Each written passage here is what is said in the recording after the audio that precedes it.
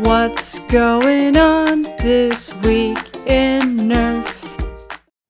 Welcome to This Week in Nerf, your source for first-party, third-party, and community Nerf news. I'm Adriana, and this week we're going to start off with a bit of good news. I guess all Nerf news is good news. Let's do it anyway. Last week I talked about the changes coming to the Fusion 360 personal use licenses, and the good news is that Autodesk walked back one of, in my opinion, the worst changes they had decided to make. Now, the step export will stay in the personal use license. To quote them, they said, "This change had unintended consequences for the hobbyist community," and I am so happy that they realized that, because that format is what really makes it possible for us to share our designs with each other, to collaborate on the same design, change other people's work to suit our needs better, to improve it. It's so awesome that they actually listened to people and put that back into the personal use license. I am so happy about it. But remember, it is a personal use license and you should not be selling anything. So don't do that. Get a license to sell stuff if you're selling things. There were surprisingly little Nerf announcements at PulseCon this weekend. I was personally hoping for a hyper announcement, but nope. Instead, Hasbro seems to be remaking a number of vintage items. The most interesting to me was HeroQuest, but the most relevant to us is the Kenner Ghostbusters Ghostpopper. I think it's a little bizarre how many things Hasbro's been making that they've been putting the Kenner labels on. It's really strange to me. But they do say it's designed to be as close to the original as possible, which is actually kind of cool. Less cool is it comes with 3 targets that are cardboard you need to cut out yourself. It's strange that they couldn't even include like little plastic ones with it. But I do think it's a fun blaster, the noise is fun, and I know a few people who will be happy to have some more weird ammo types like foam marshmallows. There is a pre-order already available at walmart.com for $20, and you can expect delivery sometime in January. Got a couple of various hobby store updates.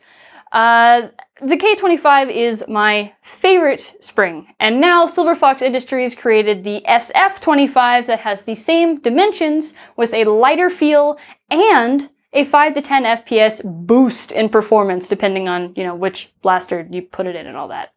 And the best part, it comes in really, really pretty colors. A whole rainbow to choose from. It's amazing, and you can find that at silverfoxindustries.shop.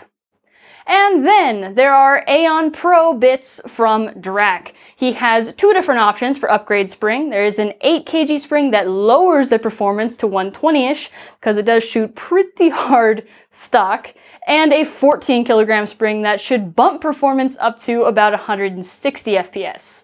He also has a pretty slick, shortened and flattened muzzle, some lower profile mag releases both for the blaster itself and for the adapter. There's a claw for better grip on the top prime, and a slop remover if you want to convert to half lengths only. That does remove the full length compatibility, but the prime should be a lot smoother. And you can find all of those bits at foamproshop.com. There's been a new take on the Master Key. Kate Hines and June at Atlanta have created the Mistress Key. It's a rail-mounted single mega shooter, and it's pretty cool that it can shoot megas at over 70 FPS while weighing under 1 pound. And it should be easy to build because it uses some of the same hardware that we already use in Caliburns and Talon Claws, so super available hardware. And what's pretty cool is not only is it a blaster that mounts on top of your blaster, you can use it as a rail riser as well for all of your other attachments that you want to be up there.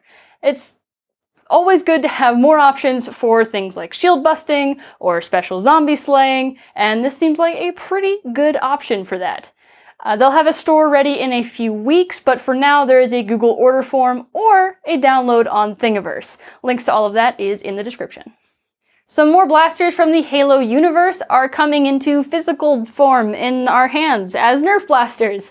CNET got some sample blasters of the Halo Bulldog SG and the Mangler. So we'll start off with the Bulldog SG. I'm assuming that SG stands for shotgun, but it is not. It shoots 10 darts out of a rotating drum, and it is pump action, and it does look very, very comfortable. The stock length looks really, really nice and looks so just comfortable to hold. Like seeing a full-size human man use it, it looks like it'll feel amazing. And surprisingly, $35. I expected a blaster of this size and with a franchise name on it to be a lot more, so that was really surprising for me. And then there's the Mangler. It is a 6-dart rotating drum blaster with a top prime, and it looks super cool, but also annoying to load.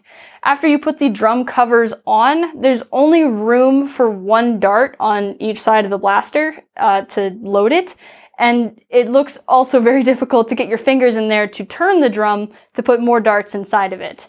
The Amazon listing for this blaster does say that the drum cover opens, but the video didn't do that. So I don't know if he didn't know that it could do that or if it actually doesn't and Amazon is lying. I guess we'll figure that out later. The blades on this thing are plastic, so don't hit people with that. You don't hit people with plastic. It's not very nice. Strangely, it's skeletonized on the inside. I don't know why they decided that because it is very obvious from a close to medium distance. And the handle does look a little bit cramped for an adult-sized hand, unfortunately. I'm a little sad that the objectively cooler looking blaster is way less ergonomic, but it is what it is. So you can pre-order the Mangler on Amazon for $20, and that should arrive January 11th, 2021. Also, both of these blasters come with a code to get the Nerf skin in-game. Unnecessary, but kinda neat. And now it's time for the mod of the week, and this week it comes from Open the Blast Doors with this beautiful Hera paint job that really just pops. My favorite hider dips are ones that are really balanced, like this one. It's not too busy and it lets you really look at the rest of the blaster and see all the other details.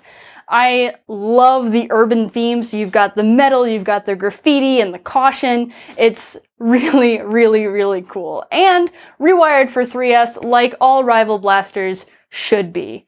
This blaster looks super, super cool. Thank you so much for sharing it.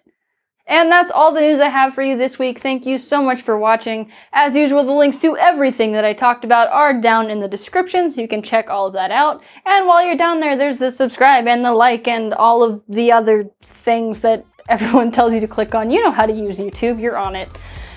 Oh, in the comments, let me know if you feel like the Mangler is worth pre-ordering. I'm really on the fence about it. It looks super cool, but also doesn't look very comfortable. But it looks cool. Help me decide. I'm gonna go. Bye.